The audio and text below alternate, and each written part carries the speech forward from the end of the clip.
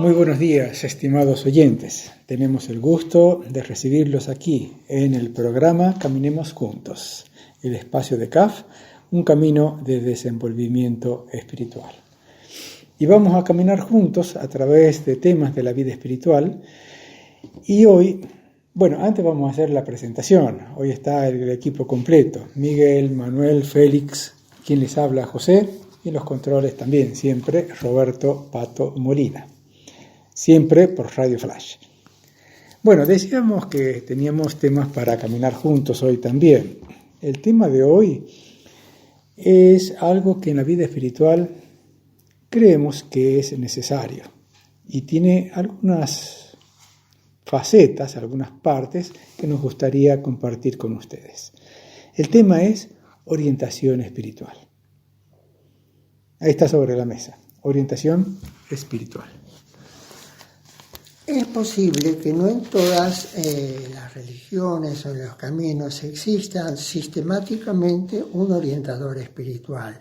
Es indudable que cuando una persona se siente mal o tiene un conflicto, va a consultar con el representante del camino, ¿no es cierto?, o de la religión a la que pertenece. Pero en nuestro caso hay una relación sistemática con una persona que es nuestro orientador espiritual y que generalmente es alguien al que nosotros elegimos. ¿Cuál es la función del orientador espiritual? La función del orientador espiritual es de alguna manera ser el espejo de nuestra alma para ayudarnos en nuestro desenvolvimiento y desarrollar nuestro estado de conciencia. Sí, también es alguien que ha recorrido el camino, o por lo menos va más adelante que nosotros, diríamos en forma alegórica. Ha transitado, le han pasado cosas, ha solucionado problemas en su vida. Es decir, tiene una experiencia de vida relacionada con la vida espiritual, con su propia vida. Entonces está, diríamos, moralmente capacitado,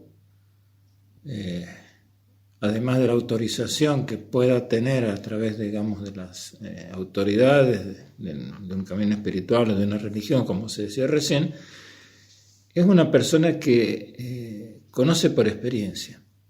Entonces, supongamos, como hay por allí algún escrito, una persona, alguien que está inquieto por conocer la oración permanente, cómo llegar a la oración permanente.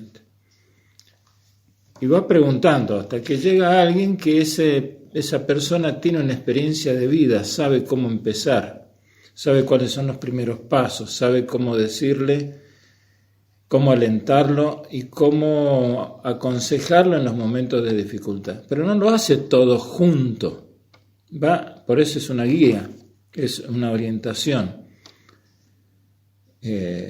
Al comienzo se le dan los primeros consejos, la persona comienza con su práctica y es probable que todo vaya bien hasta un punto donde se encuentra con algún inconveniente que no sabe cómo solucionar.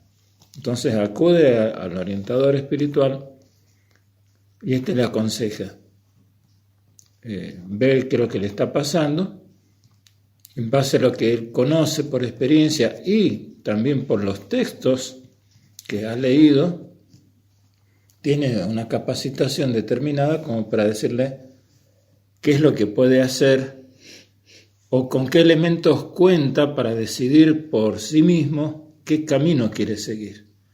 A veces son grandes elecciones en la vida en que el orientador espiritual no puede elegir por la otra persona, pero sí puede darle pautas generales, pareceres sobre los cuales se puede basar la otra persona para tomar una elección. Y otras veces son cuestiones de práctica cotidiana, en donde generalmente la experiencia le va diciendo qué es lo que es más conveniente en ese momento, para esa persona en particular, en ese momento de su historia. Y bien, y así se va caminando. Por eso el camino, desde esta óptica, no tiene fin, es de toda la vida. Sí, así es, claro. Yo también quería resaltar este título que le llamamos nosotros orientador espiritual. Es una persona que orienta, un alma que con experiencia, como se dijo, que tiene por supuesto trayectoria en el camino, orienta a otras almas. Por supuesto que sabemos que todos somos seres humanos, todos tenemos ciertas limitaciones y no podemos tampoco en esta época decir que sea un maestro y un discípulo, que sea alguien que es infalible en su orientación. Por eso se llama ahora orientador espiritual. Quien recibe orientación espiritual tiene como más elementos. Uno tiene como más elementos para tomar una decisión dentro de las cosas que tiene que hacer en la vida. Yo creo que la parte de orientación es un consejo, el consejo no obliga a seguirlo, sino simplemente son elementos que tiene uno para poder evaluar con más amplitud de ideas, de pensamientos, de posibilidades, cuál es la decisión que puede tomar en su vida espiritual. A mí me parece también que dentro de la relación que hay con el orientador espiritual, hay una sintonía, debe haber una sintonía y se tiene que producir, tiene que crecer una sintonía que hay con el orientador espiritual. No es cualquier persona, sino que va madurando ese grupo de dos, el orientador y el orientado, para que vayan creciendo juntos también en esa relación que hay entre uno y otro. A mí me parece que a través del tiempo, de los meses, los años que uno lleva con un orientador espiritual, empieza a haber un vínculo mucho más íntimo, interno, que no es la amistad habitual, la amistad cotidiana, la amistad que tenemos con otras personas. Es una relación quizás mucho más interna y espiritual, como más pura, más de alma a alma, exactamente, así es. Tenemos que pensar que un orientador espiritual es como un ser neutro. ¿Por qué decimos eso? Además, habíamos dicho anteriormente que el conductor espiritual es como un espejo. ¿Por qué? Quizá le ha sucedido a ustedes cuando hablaban con alguien relatándole un hecho que le resultó doloroso o molesto, un amigo, un compañero, un padre, y comienza a explicar la situación. Y resulta que mientras está explicando, se está dando cuenta de muchas cosas que lo habían mortificado hasta ese momento. Por eso digo yo que es un espejo, porque muchas veces el solo hecho de contar, ¿no es cierto?, o de preguntar sobre algún problema o alguna dificultad es suficiente para que uno tenga su propia respuesta. Entonces, esa es una de las maneras de actuar. Y la otra manera de actuar es cuando uno le pregunta concretamente qué puede hacer en ciertas situaciones. Y hay una cosa que nosotros siempre tenemos claro en CAF. Como decía José, el consejo no obliga. El alma entonces no tiene la obligación de hacer lo que se le está diciendo. Eso es una sugerencia, es una orientación que puede hacer o no. Y por otra parte, el orientador no se tiene que sentir mal porque el orientado, por así decirlo, no le lleva el apunte, una palabra, hace otra cosa. Pero en definitiva, la actitud del orientador en cualquiera de los casos es de ser acompañante. Acompaña en cualquier situación. Le lleve el apunte a sus consejos o simplemente haga lo que el otro entiende que debe hacer en esa situación.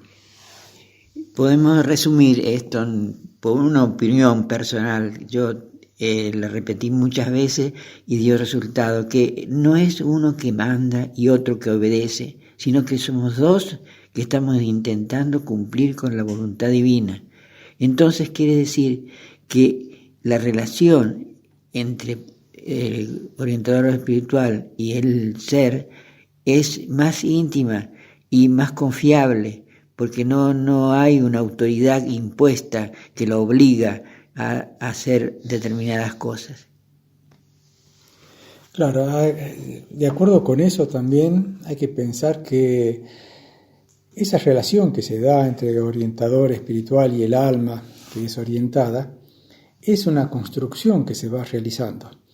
Y esto significa que a veces la reunión, la conferencia, como a veces le llamamos, que se produce en el momento del diálogo entre el orientador espiritual y la otra alma, no necesariamente tiene uno que llevar conflictos, problemas, planteos para resolver.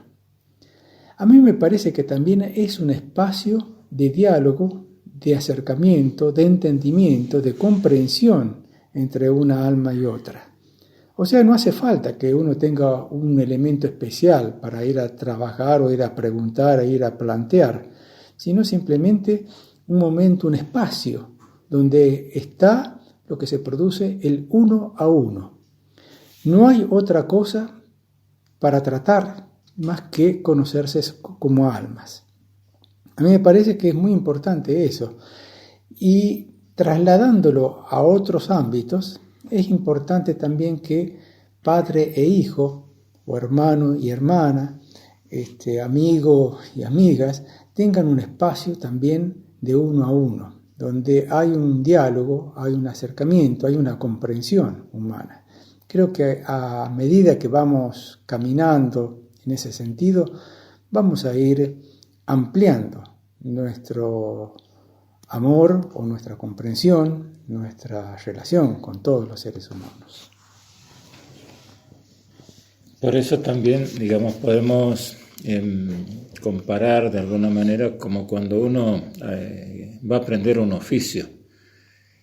Al comienzo uno necesita muchos consejos, necesita que le digan muchas veces quizás lo mismo, que le adviertan y que va dando pasos y por ahí va y pregunta de nuevo porque no se acuerda bien.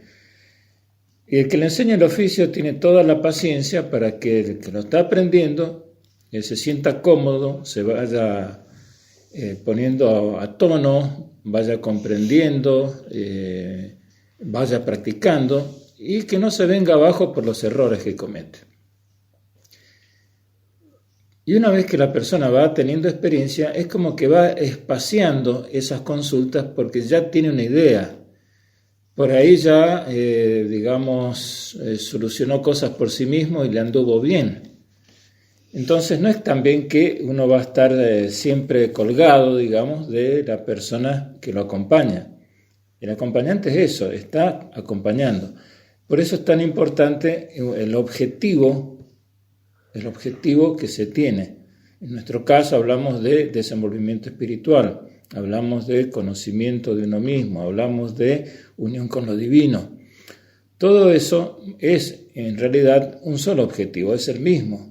Y cuando uno va transitando por caminos desconocidos y va y consulta, va y pregunta, por ahí se siente a oscuras y lo único que tiene que hacer es seguir adelante, pero al tener la referencia de tener a quien consultar, es como que uno va más tranquilo, se va dando cuenta de las cosas, va adquiriendo una experiencia de fondo. Y eso es lo que lo va guiando y transformando al mismo tiempo. Entonces es muy importante el objetivo, tener en cuenta que para que haya una guía hay un puerto a donde llegar. Porque si no hubiera un puerto a donde llegar, ¿cuál es la orientación? ¿Cómo hago para saber si voy bien o voy mal? Entonces lo que hace el orientador es recordarle muchas veces a uno cuál fue el puerto que eligió. No está mal lo que está haciendo, pero ¿te lleva al puerto que elegiste? Impresionante, ¿no? Hay un aspecto que así como le exige al que es orientado, le exige al orientador. El orientador de alguna manera tiene que ser ejemplo de aquello que aconseja, ¿no es cierto? Pero uno de los aspectos fundamentales en él es que es un alma que no juzga, aún por más gruesos, por así decirlo, que sean las cosas que se les plantea, él no juzga si son buenas o son malas, simplemente las escucha. Y a partir de ahí, es decir, puede dar un consejo. Pero ojo, él va a dar el consejo si se lo piden. Muchas veces el alma recurre al consejero espiritual, ¿no es cierto?, simplemente para descargarse lo que tiene adentro, pero no quiere consejo. Entonces, el orientador tiene que tener la suficiente capacidad para captar si el otro lo que está esperando es un consejo o simplemente que lo escuchen. ¿No es cierto? Es decir, tiene que tener la suficiente habilidad, tiene que aprender a conocer en el alma. Y eso se da, como cuando decía José, cuando hay una integración anímica entre ellos, cuando hay una conexión a un nivel que no es humano, ¿no es cierto? A un nivel que es netamente espiritual. Otra cualidad me parece que tiene otro elemento destacable que tiene la orientación espiritual o esa relación entre orientador y alma orientada es que es necesaria una humildad. Una vez yo escuché a una persona que decía, yo no necesito orientador espiritual. Yo hablo con mi familia, hablo con mi amigo, hablo aquí, hablo allá y no necesito para nada esa orientación. Bueno, respeto quizás esa posición, pero es importante que uno vea que no puede resolverlo todo. Y ir hacia un orientador espiritual es quizás analizar en conjunto, alma con alma, entre varios ojos, digamos yo, varias apreciaciones, qué está ocurriendo en nuestro interior, qué pasos podemos dar, hacia dónde estamos orientando nuestra vida. Bueno, es un elemento más que también nos puede ayudar dentro de la orientación espiritual, la humildad. ¿Hay algo más? Sí, hay un aspecto que en CAF consideramos importante. Todos los que buscamos, como decía Félix, un norte o un objetivo, necesitamos de la orientación espiritual. Y no necesariamente porque haya un problema, como ya se dijo. A veces es simplemente para decir si lo que estoy haciendo está bien, o esa es la mejor forma de hacerlo, o hay una forma mejor de hacerlo, o qué más es lo que uno puede hacer. Es decir, hay infinidad de aspectos con la que uno puede hablar con una persona que sabe que no lo va a juzgar, cualquiera sea la cosa que él pueda sacar desde adentro. Entonces, nos ayuda a descargarnos y nos orienta. Volviendo al símil de un oficio, supongamos que tengo que hacer un trabajo donde habitualmente uso un cuchillo grande para picar verdura o fruta o lo que fuera. Y el que me enseñó el trabajo y ve que he adelantado, bueno, me deja más o menos. Y sin que yo le pregunte nada, ni pida un consejo, un día pasa y me dice, si seguís así te vas a lastimar los dedos. Fíjate cómo estás poniendo el filo, cómo estás tomando por el mango, en realidad estás tomando un poco parte de la hoja, yo no te enseñé así. Nada más, no le dice hacerlo de otra manera, le llama la atención. Y uno puede o no hacerle caso. Generalmente ocurre que no le hago caso y me lastimo los dedos. ¿Qué quiere decir esto? Que la persona que tiene realmente experiencia, a veces le basta con vernos para saber cómo estamos. Y a veces, si la cosa puede ser suficientemente importante como para que no nos lastimemos los dedos, aunque no se lo preguntemos, nos lo va a decir. Depende de nuestro libre albedrío escucharlo o no y seguir o no su consejo. Pero una vez que ya nos hemos simbólicamente lastimado los dedos más de una vez, cuando lo escuchamos prestamos un poco más de atención porque, como se decía en otra época, cuando un muchacho que estaba aprendiendo un oficio se lastimaba y el maestro le decía, por ahí entra el oficio, cosa que a uno no le gustaba mucho, pero era cierto. Bueno, esto fue por ahora, nada más un pantallazo, unos elementos que largamos allí y que hay mucho más para comentar, para profundizar. Son elementos para que reflexionemos y sigamos caminando juntos. Los invitamos ahora a escuchar un poquito de música y retornamos enseguida.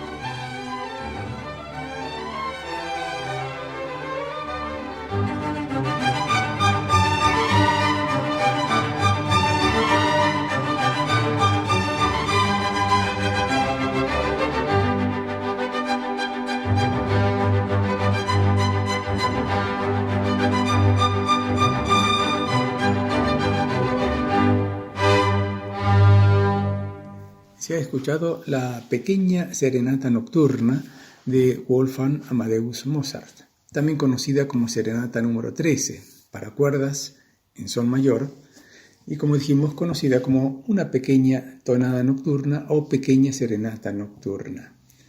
Es una de las composiciones más populares de Wolfgang Amadeus Mozart, este músico nacido en Salzburgo. y también es una de las músicas quizás más escuchadas también en la música clásica en sí. Esta composición, la composición, está fechada en Viena el 10 de agosto de 1787, coincidiendo con la composición de la ópera de Mozart, Don Giovanni. Sin embargo, no se sabe a ciencia cierta para quién ni por qué la compuso Mozart, porque en esa época él recibía encargos de los empresarios de la ópera o de algunos nobles que querían música para sus fiestas, etc. En este caso no se sabe bien por qué la escribió.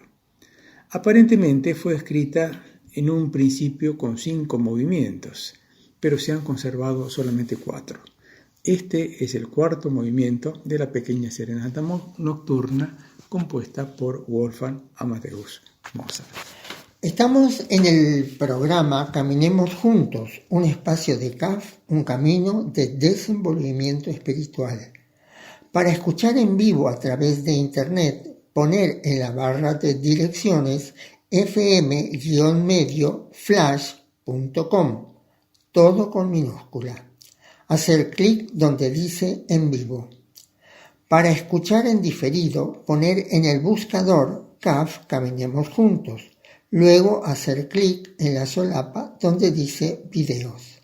Para informarse sobre el camino en la web, www.caf.org. O bien el correo para nosotros, los integrantes de la radio, infocaf@gmail.com. Los teléfonos, el fijo de la radio 03546 420 007 o bien el 15 53 81 09 o 15 53 81 12. Y continuamos en el programa Caminemos Juntos. Este es el espacio de CAF, un camino de desenvolvimiento espiritual. La entrevista de hoy está orientada, inclinada hacia el arte otra vez, hacia las letras, porque aquí en la pantalla de Zoom tenemos a Sandra Ávila. Es escritora, poeta, estudiante de periodismo, es originaria de Buenos Aires, de provincia de Buenos Aires, pero vive ya aquí en Santa Rosa de Calamuchita hace 6 años. 5 o 6 años. Sí. Bueno, lo tenemos aquí. ¿Qué tal, Sandra? ¿Cómo le va? ¿Cómo le va, Sandra? ¿Cómo está? Buen día. Gracias a todos, gracias por la convocatoria. Gracias. Un poco también la pregunta inicial es empezar por lo último, porque sabemos que se ha publicado un libro con varios autores y quisiéramos que nos hable un poquito de cómo fue el proyecto, cómo empezó y quiénes intervinieron en ese libro, en este último libro. ¿El libro? ¿Así se ve? Sí, nosotros lo vemos. El proyecto de antología surgió en septiembre-octubre del 2020. Surgió en plena pandemia. Yo ya había publicado 5 antologías, que era más o menos una por año. La primera se hizo en el 2016 y bueno, cada año hasta el 2020 se publicó una, siempre dándole prioridad a escritores nobles y que la gente le cuesta. Hay muchos escritores, pero que les cuesta mostrar lo que escriben. Entonces, se hacía teniendo esa prioridad de poder darle la posibilidad a que se den a conocer, y también uníamos gente que ya escribía de antes, ya estaba más canchera en el tema. Entonces, bueno, este año fue la idea esta, que no teníamos título, todavía solo las ganas de hacer un nuevo libro, que no se llamara Confluencia. Seguramente íbamos a elegir un título que todavía no lo teníamos. Entonces, bueno, empezamos a reunir los textos, a juntar todo lo que lleva el libro, digamos, epígrafe, prólogo, bueno, todo esto. Yo le comunico a mi profesora de periodismo de la universidad, le comento que estaba trabajando en este proyecto.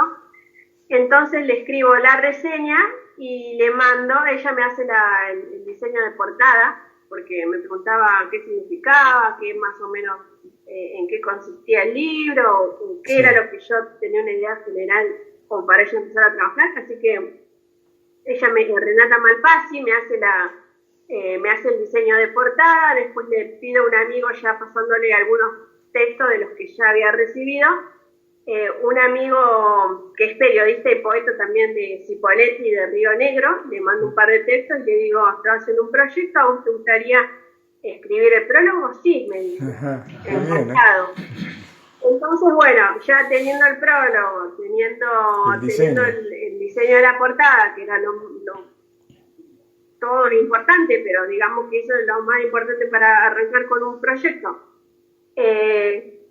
Bueno, el título surgió después cuando saco una foto de una ropa colgada al lado de casa, que hay un hospedaje. Veo una ropa colgada así como muy publicitaria, parecía, porque está súper impecable. Sí, está todo muy acomodado. Y yo digo, esto necesita una foto. Y ahí surge el título, porque yo todavía no sabía.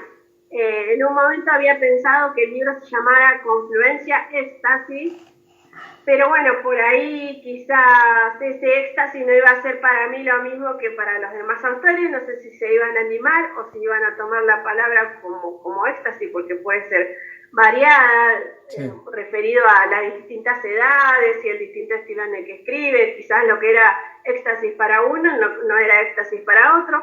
Entonces, bueno, como era medio no estaban bien definido. Para ellos no está definido. Sí, para mí, yo ya la tenía fija la idea, yo sabía de cómo venía.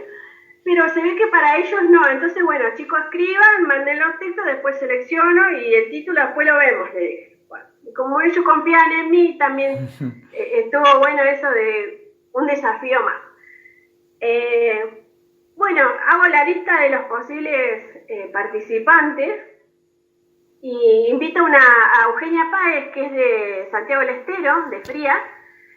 Bueno, al final se termina haciendo un libro federal porque era una poeta de Santiago del Estero, un chico que tiene una casa de veraneo acá, que viene seguido, pero vive en Buenos Aires. El prologuista de Río Negro, la profesora que hace el diseño de portada de Córdoba Capital.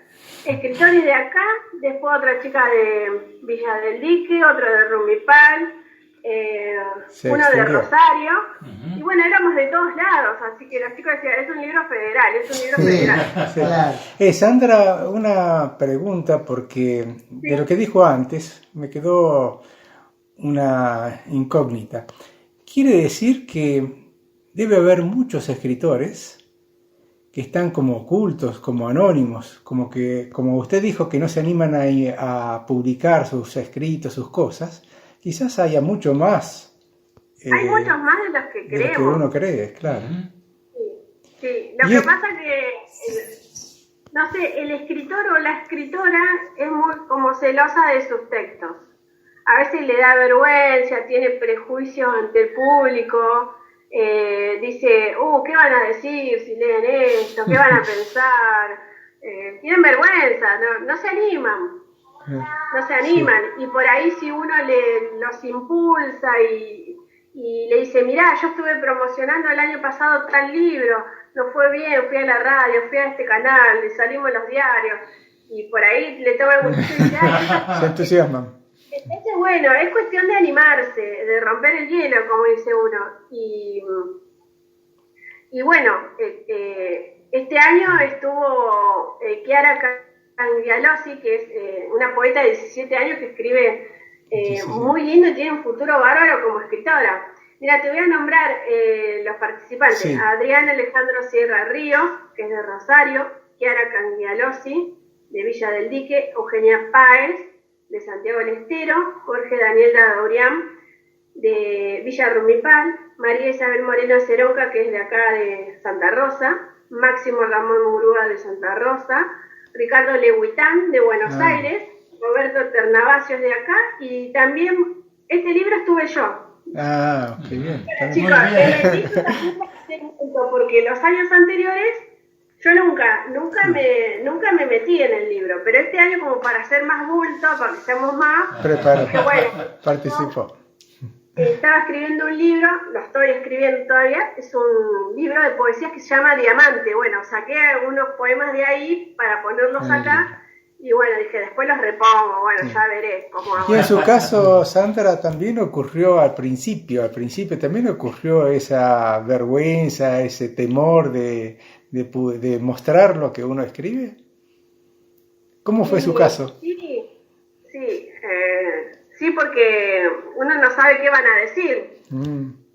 Por eso fue lo de la fogata esta que yo hice en un momento, agarré un diario que yo venía escribiendo desde los 12, 13 años como hasta los 21, y bueno, estuve haciendo limpieza, encuentro el diario y hago una fogata con el diario. Como que me dio vergüenza, dije, no, qué pavada. Que no lo vea nadie. Lo prendí fuego, Claro. con un montón de otros papeles y cosas que uno tira así, dije, no, ¿esto para qué? Dije yo, lo tiré. Pero creo que después con el tiempo las volví a escribir, de otra manera, pero las volví a escribir. Ya tenía la idea. Claro. Que lo quemen. Esto conecta con otra pregunta, Sandra, que es que aparte del talento que puede ser, me parece, innato, la vocación por escribir, por contar cosas, por decir algo para otros, está el hecho de que uno se ejercite, uno practique, uno escriba, uno empiece a tener una producción quizás para que vaya como creciendo ese talento. Afianzándose. Sí, este ejercicio de escribir es un oficio y uno como que con el paso del tiempo lo hace cada vez mejor, supongo. Eso es lo que considero yo, que cuanto más lo ejercitas, más lo haces y más vas aprendiendo. También con la lectura, eso también tiene mucho aporte. Y cuanto más escribís, por ejemplo, creo que sí, cuanto más escribís, más te dan más ganas de seguir escribiendo, como que te hace un vicio. Se estimula. Yo quisiera también destacar que Sandra Ávila es la que ha empezado con esa serie de libros que en principio se llamaron Confluencias, donde reúne a distintos escritores, primero de la zona, después ahora es federal, pero que mueve ese talento, ese querer escribir, para que se publiquen una vez en un libro, esos distintos escritores. Pero ¿cómo empieza esa idea de querer convocar a la gente de la zona para que escriba o para que publique un libro? ¿Cómo empieza el proceso? Cuando vine a vivir acá a Santa Rosa, lo primero que hice fue buscar una biblioteca. Por ejemplo, una de las actividades que hice fue buscar una biblioteca y me llevo un libro de los que había publicado el año anterior, o sea, Sofocados. Sí. Lo dejo de regalo en la biblioteca y pregunto si había talleres literarios. Y la chica que me atiende me dice, hay uno los días miércoles. Y le digo, me gustaría venir. Bueno, vení los miércoles de tal horario, tal horario. Yo me uno al grupo de escritores que se juntaban los miércoles. Y bueno, empezamos a hacer así una relación de taller literario con los chicos que empecé a conocer ahí en la biblioteca. Y a fin de año yo les propongo esto de, no es que de cabeza le dije, vamos a publicar un libro. Nada, fui todo el año, ver qué onda, cómo era, bueno.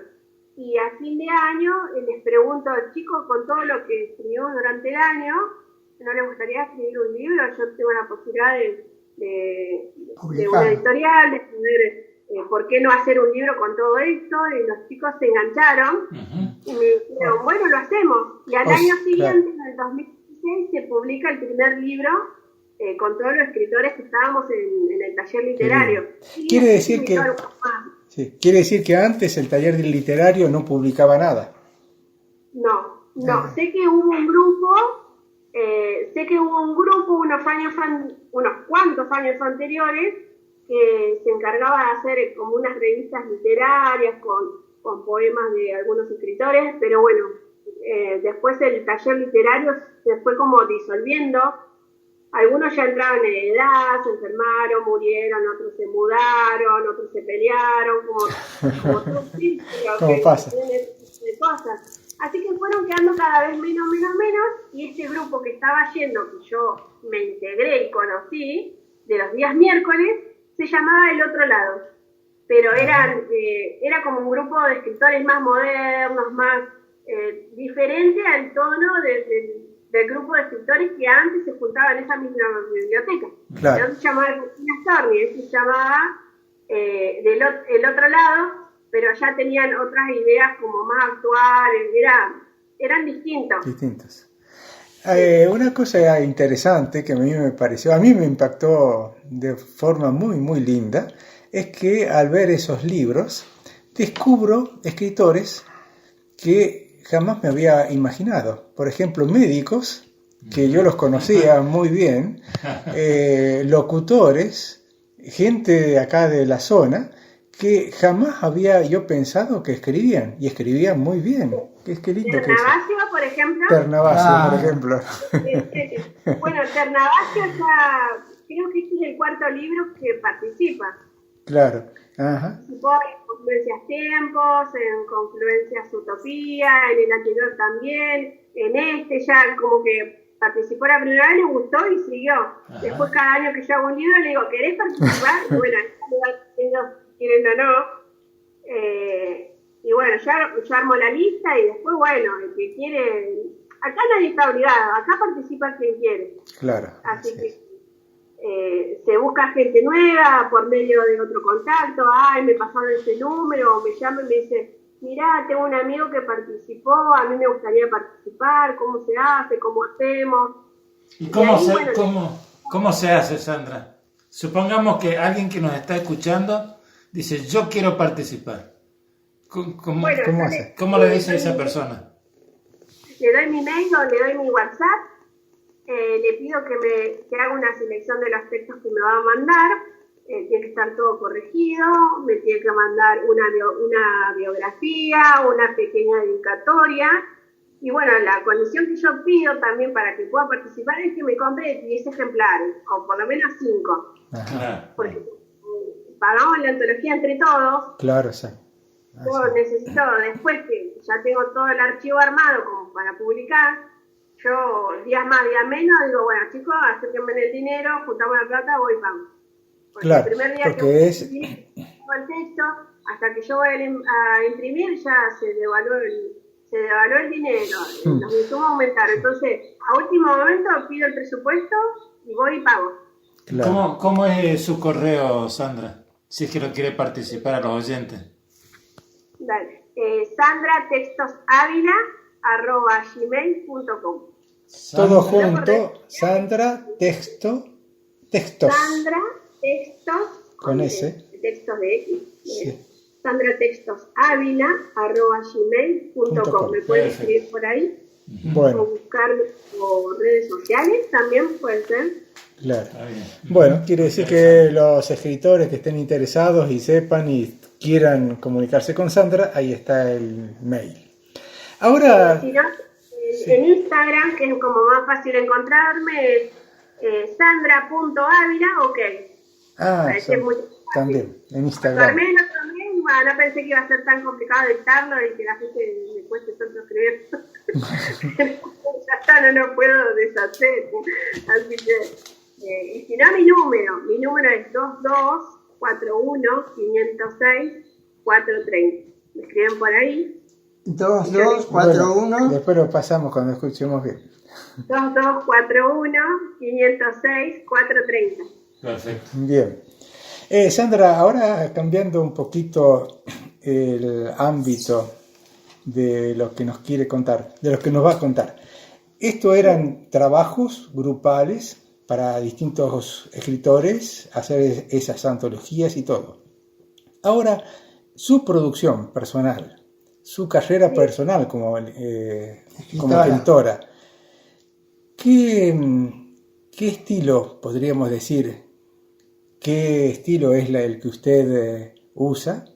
¿Novela, cuento? ¿Qué característica? ¿Cómo se podría usted definir dentro de ese horizonte de escritora? A mí me gusta narrar sobre problemas sociales,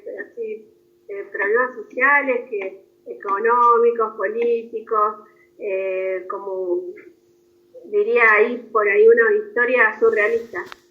Ajá. O sea, que alguien lo lea y que parece que realmente está viendo la película.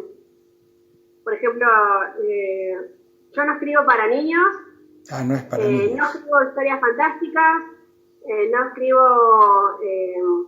bueno, me gusta lo que es policial, todo eso así, me encanta. Pero ciencia ficción no me gusta. No me gusta y no sé qué tipo de herramientas debería tener en lo que es literario para llevar a cabo un texto de esa magnitud. O sea, a mí no me sale y no me gusta.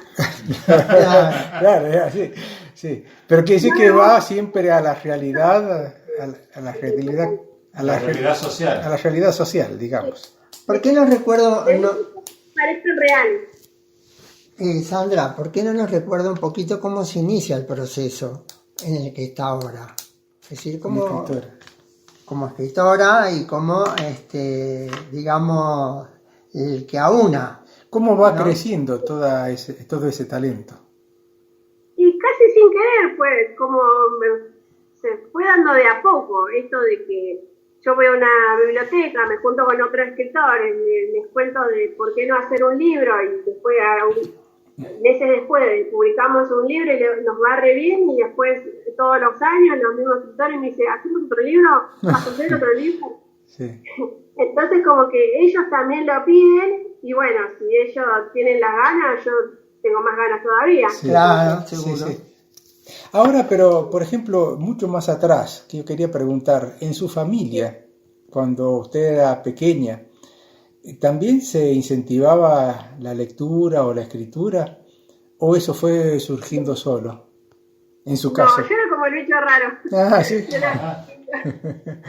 No, me acuerdo que mi abuelo Félix, yo vivía con mi mamá en la casa de adelante y en la casa atrás, entre medio jardín, mi abuelo Félix compraba un diario que venía siempre colecciones de revistas, enciclopedias, y bueno, él siempre como que hacía limpieza y me acuerdo que yo tendría 12 años o 11, sí, 11 o 12 años. Él hace una limpieza y tira un montón de fascículos. ¿Y usted los encontró? Se ve que estaban incompletos, que ya no los quería, o no sé qué historia, y los tira ahí. Entonces yo los veo, voy corriendo y los agarro. Y yo digo, él se ha dado cuenta, yo siempre me quedé pensando, él se ha dado cuenta que alguien le quitó lo que él había tirado ahí, porque yo como que fui a profanar la basura directamente. Sí. Y los agarré y bueno, los leía, me acuerdo que había mucho sobre mitología griega, antigua. Me acuerdo que en uno de los fascículos esos sueltos que había, yo me quedaba fascinada y era una historia que decía que un día había llovido pescados. Así que antiquísima la leyenda. Y bueno, siempre me rebuscaba para leer cosas que en casa por ahí no había. Después mi mamá trabajaba en casa de familia y también cuando hacía limpieza y eso, me traía algunos libros y me los agarraba yo porque eran para mí, nadie los pedía, así que ya eran míos también. Y eran enciclopedias sueltas, con números incompletos, capaz que estaba el 1, el 3, el 5, el 7, el 9. Sí. Pero bueno, yo igual me las arreglaba, qué sé yo. Claro, eso quiere decir que aún en los jóvenes, en los chicos y en los jóvenes, no hace falta que la familia sea lectora y escritora como para estimulen eso. Hay que descubrir ese talento adentro. Yo tenía como criatura, curiosa. Suponete que vos estás leyendo un libro y justo la enciclopedia 5 y después no tenés la 6 pero tenés la 7. Yo supongo que a esta edad imaginaba la historia que faltaba porque... Está bien eso. Va a leer un puente, que te falte el otro pedazo. Y ahí yo ya me hacía seguramente me hacía la película de... Me imaginaba. Era un juego para mí, era muy curiosa. Claro. Bueno, y ahora eso era para atrás, lo que hablamos. Y de aquí para adelante hay muchos proyectos, hay muchas ideas para seguir con la escritura. Y tengo dos novelas ahí que me falta un poquito nada más, me falta cerrar. Digamos que la idea ya la tengo en mente, pero me falta entrar de vuelta al archivo, leerlo y ver dónde pongo ese pedazo que yo sé que concluye la historia. Falta eso. Pensando a ver dónde va a ir. Son dos novelas que también hablan sobre problemas sociales. Una es policial y la otra habla de una hermana que se va de la casa y que la otra hermana la está esperando. Esta otra hermana que se queda en la casa esperándola es la que narra la historia. Está muy bien. Sí. Bueno, escribe todo el suceso de lo que siente. de lo que van pasando los días y no aparece. Se junta con amigos y la salen a buscar, después van a un programa de televisión, piden, pero no le dan no le dan bolita, digamos. Y bueno, ahí empieza como a suceder todo y en el libro, bueno, cuenta cuándo se fue, qué pasó, a dónde fue cuando se fue, con quién anduvo, después se muda, conoce a alguien, se muda al sur, se va como tipo vagabunda, se iba como a donde el viento la llevaba.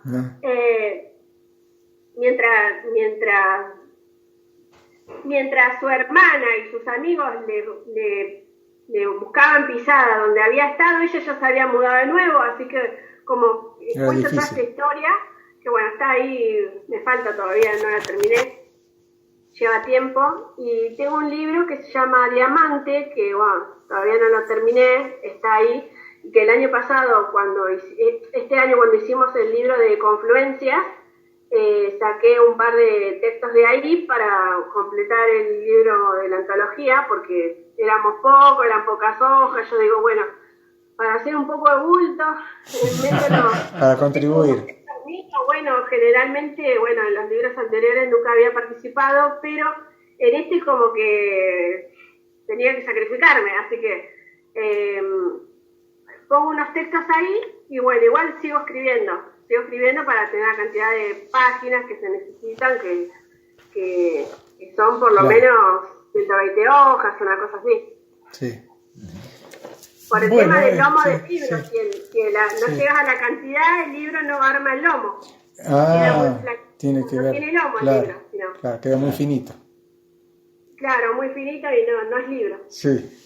Así que bueno, me tomaré el tiempo hasta que llegue la cantidad de hojas que hagan falta para que tome cuerpo. Sí. Bien, yo quisiera terminar este reportaje, esta entrevista, digamos, destacando que me parece muy lindo, a mí me resultó muy lindo ese accionar que es convocatorio para todos los escritores de la zona y ahora del país, porque eso incentiva tanto la escritura como el buen gusto, ¿no? y la formación literaria de una persona. Quiero destacar eso y quiero destacar también que la dedicación de Sandra Ávila, desde principios, desde su niñez hasta ahora, toda una dedicación para escribir y para colaborar con el crecimiento así literario de la sociedad. Así que gracias, Sandra. Nos parece muy lindo y tenemos, por supuesto, una próxima oportunidad, quizás tengamos en el futuro. Bueno, gracias a vos, José, Félix, a todo el grupo. Gracias por la convocatoria, gracias por siempre darme un espacio y bueno, contar lo que hago, lo que me gusta, lo que me apasiona. Así que bueno, desde acá un gran abrazo. Bueno, muchas gracias. Abrazos. Adiós.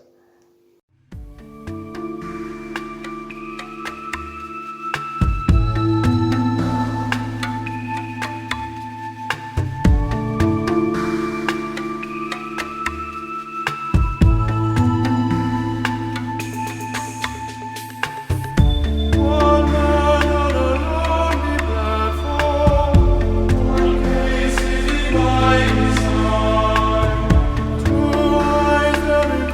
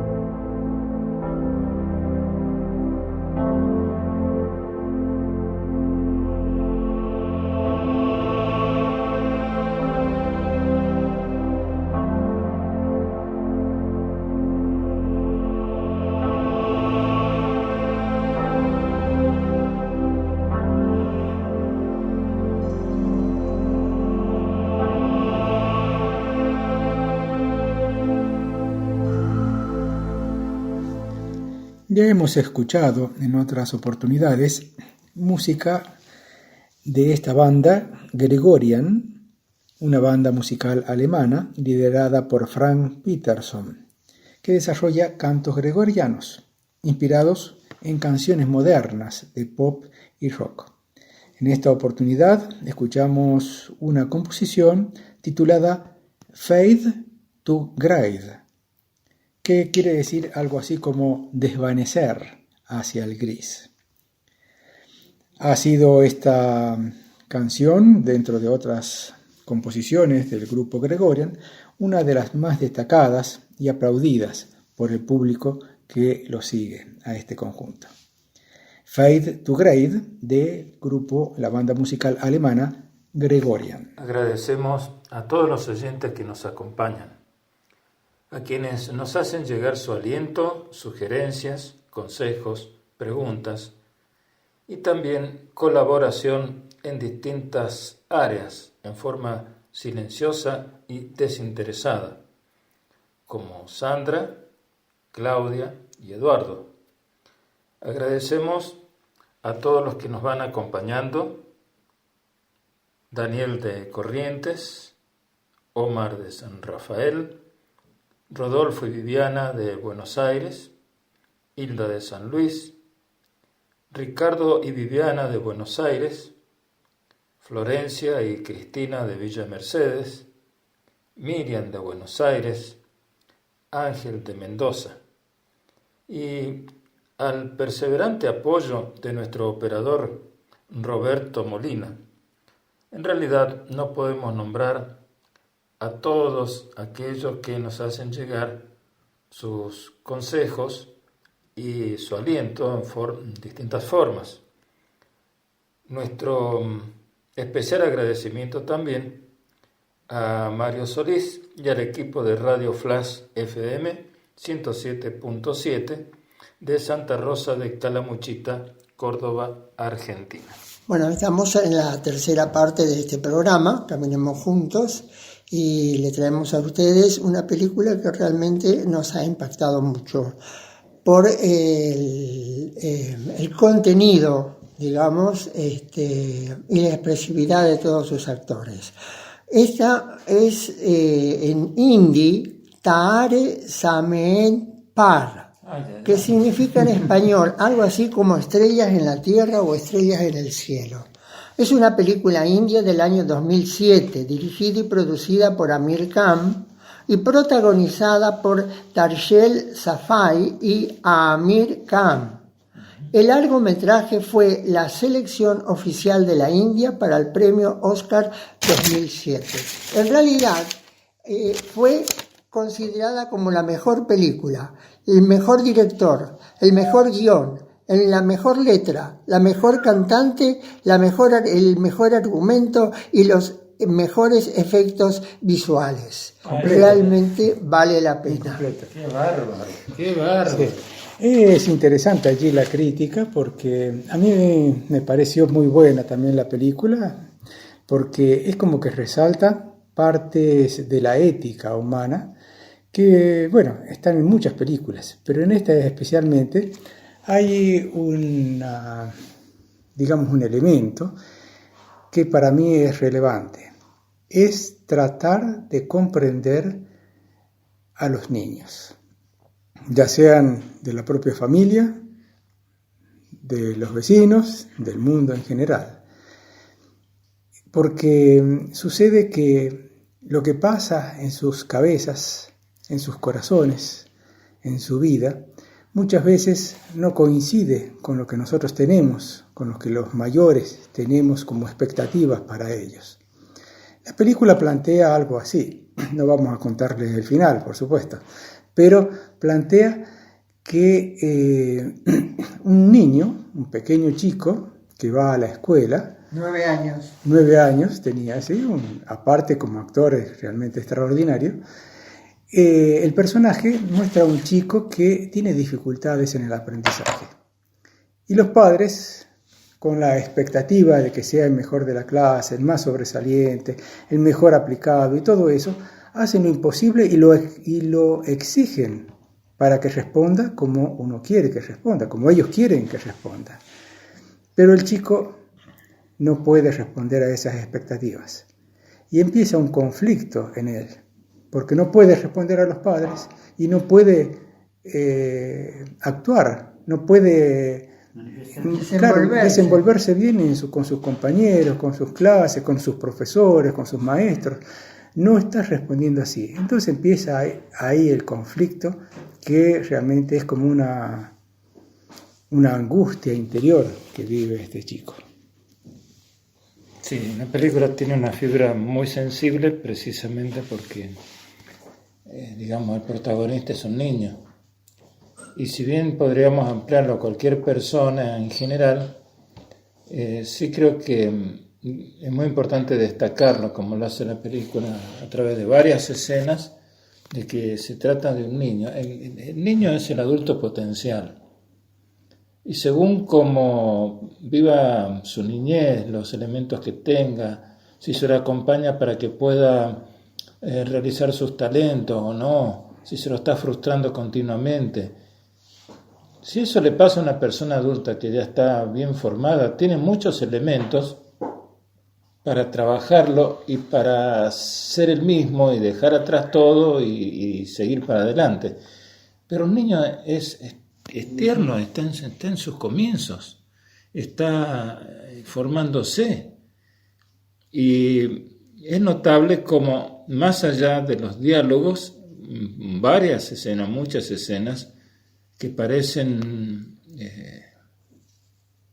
raras, digamos, están mostrando ese aspecto del chico que vive en su mundo, que tiene...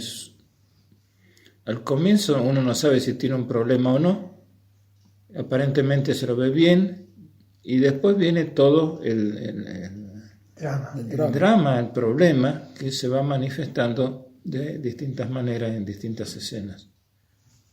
Todos sabemos de alguna manera que si a una persona, y más a un niño, uno le dice que es un burro, que no funciona, que anda mal, que no responde a las expectativas de los profesores y de los padres, él poco a poco se va asumiendo ese rol, el que le están asignando.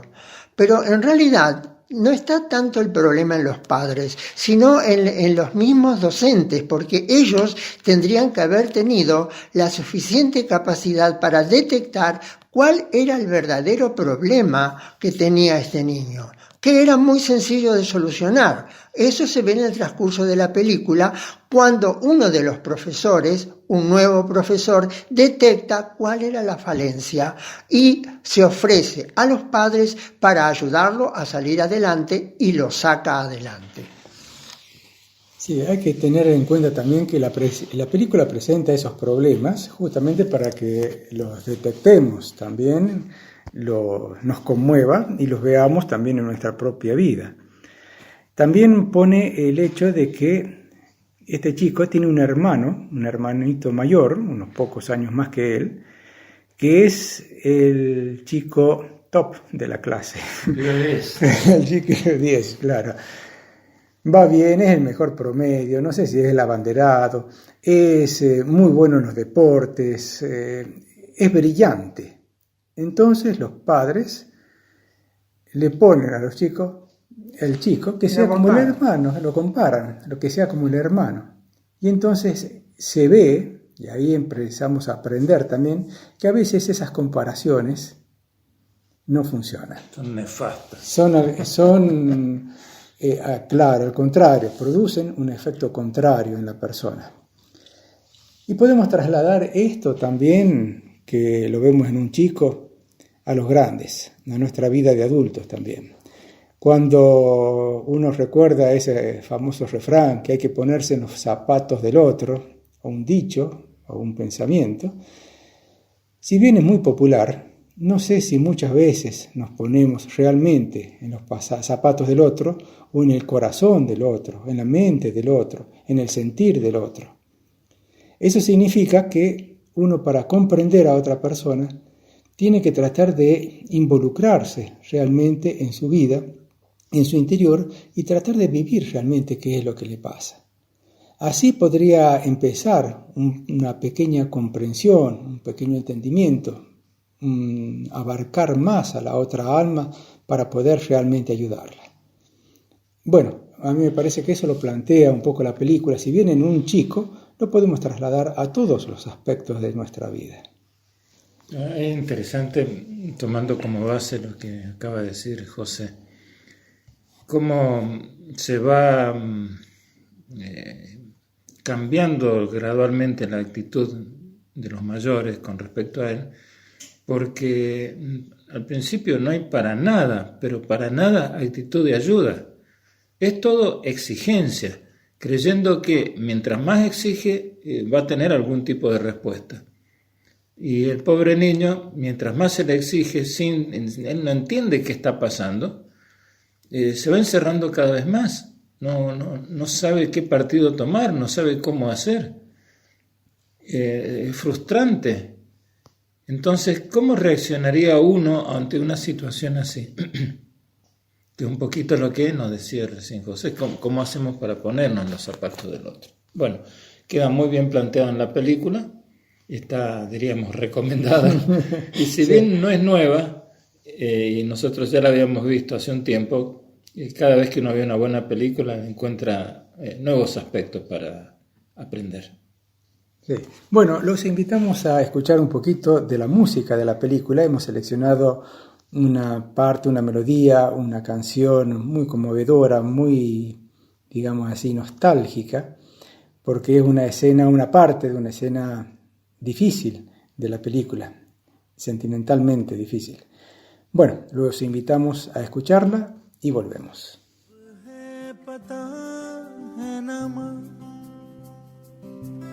तुझे सब है पता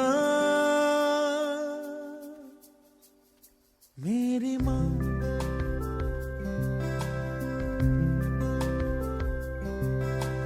भीड़ में यूं न छोड़ो मुझे घर लौट के भी आना पाऊँ माँ भेजना इतना दूर मुझको तो याद भी तुझको आना पाऊँ माँ क्या इतना बुरा हूँ मैं माँ क्या इतना बुरा अरे अभी तक ऐसे ही बैठी हो कपड़े नहीं बदले चलो जाए कपड़े बदलो कम ऑन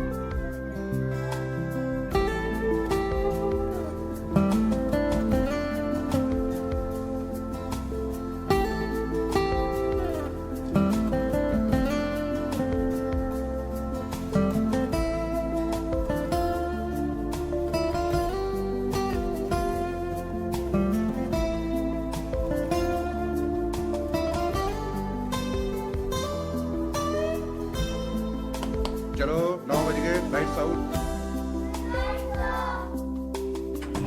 जब भी कभी पापा मुझे जो जोर से झूला झूलाते हैं माँ मेरी नजर ढूंढे तुझे सोचू यही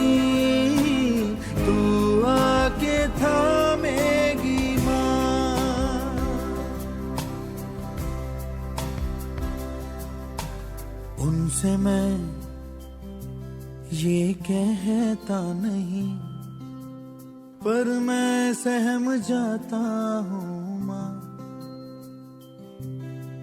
चेहरे पे आने देता नहीं दिल ही दिल में घबराता हूँ माँ तुझे सब है पता है ना माँ तुझे सब है पता मेरी माँ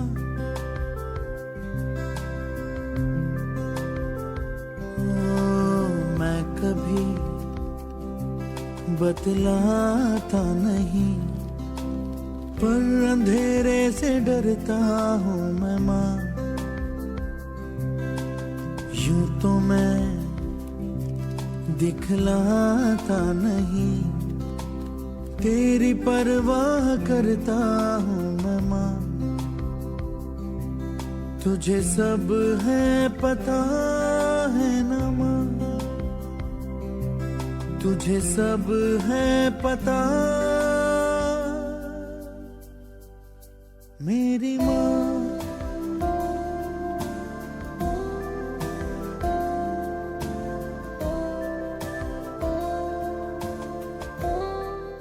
Hemos pasado un fragmento de la música de la película Estrellas en la Tierra, donde el pasaje corresponde cuando es dejado el niño en un internado. Es el ingreso al internado, donde la familia tiene que dejarlo solo y desprenderse de él. La canción es muy conmovedora, de mucho pesar, y muestra como la despedida, el alejamiento que tiene que hacer la familia dejando a su hijo en ese internado. Continuamos comentando la película de la que estábamos hablando, que era Como estrellas en la Tierra, o algo así, el título. Se puede interpretar de distintas maneras según la traducción. Pero lo que queremos destacar dentro de esto es también la versatilidad que tenía el director, porque en todas sus películas él participa, él forma parte del elenco, además es cantante, es bailarín y hace su papel a las mil maravillas. Realmente hay escenas que es extraordinaria cómo hace él para ganarse la simpatía de los chicos y fundamentalmente cómo ganarse la simpatía de aquel que era el más menospreciado de la clase por todo el mundo, sin excepción.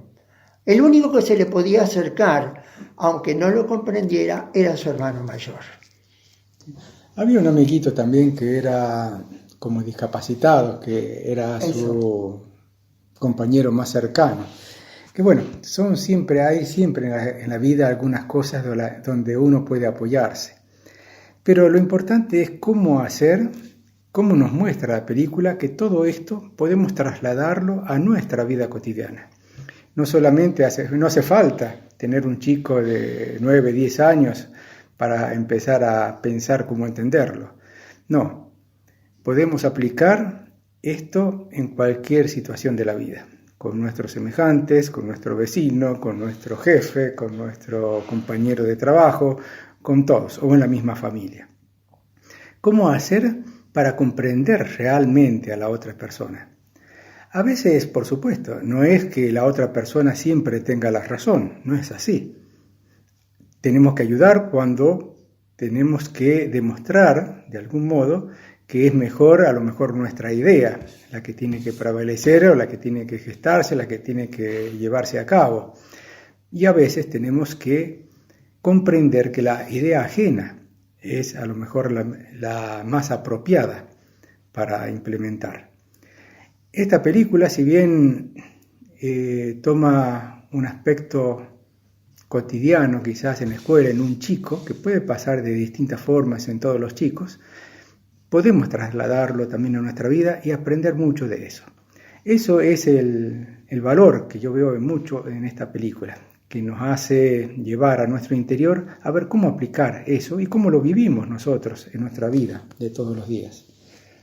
Otro asunto interesante dentro de este tema es que ese niño, así como era en ese momento, así como estaba tan limitado, tenía capacidades especiales que estaban un poco solapadas, un poco escondidas por esa situación que él vivía.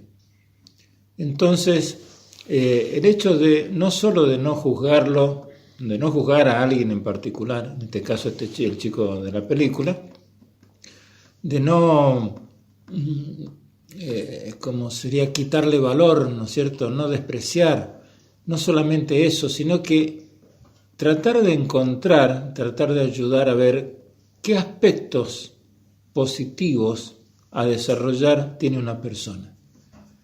Porque todos tenemos algo para desarrollar, algo para lo cual tenemos más capacidad, más facilidad, es como si fuera una parte nuestra, que a veces la vida, las circunstancias de la vida, hace que eso se mantengan ocultas, y a veces para toda la vida. Uno se muere sin saber que tenía eso.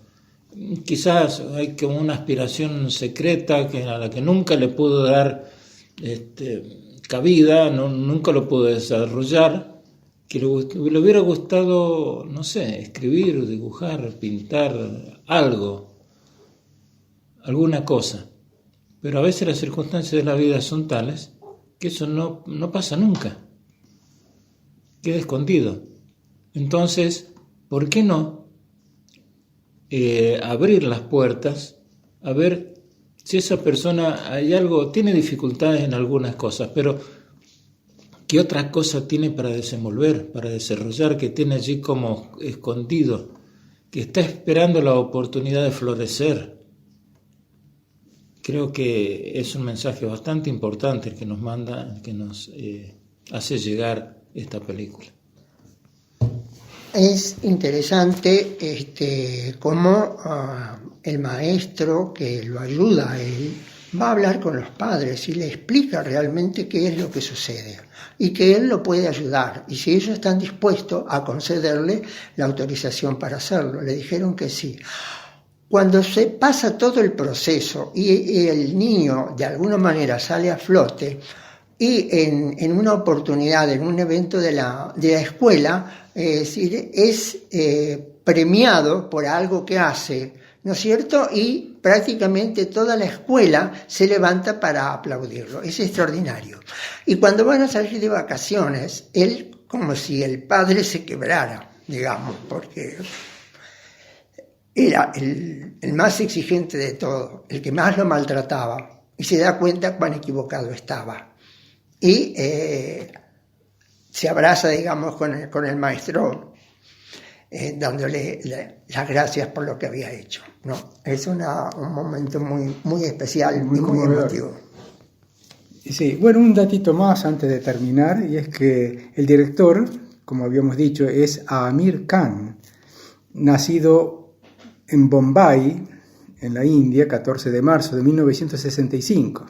Ya dijimos, actor, cantante, director y productor indio.